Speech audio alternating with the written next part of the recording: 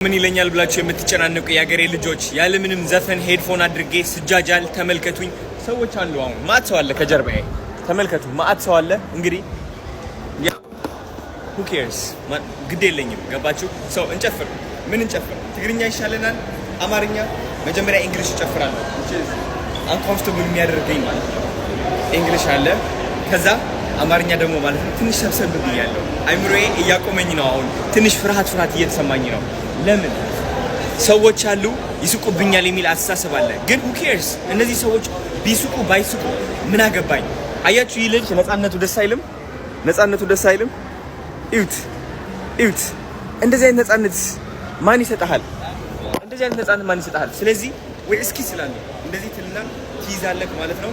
ከዛ እንደዚህ ወረድ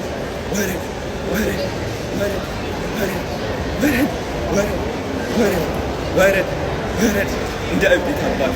ኦኬ፣ አሁን ደግሞ ሌላ ምን አለ?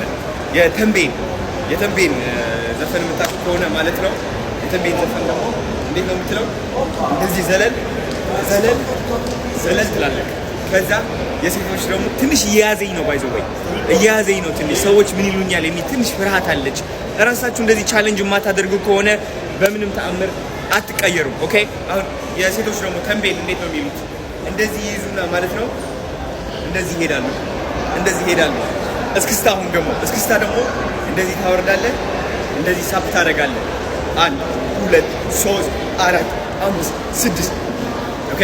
እንግሊሽ ደግሞ እናድርገው። አሁን እንግሊሽ ደግሞ ማለት ነው እንደዚህ ትስባለህ ትላለህ። ኦኬ፣ እንዴት እንግሊሽ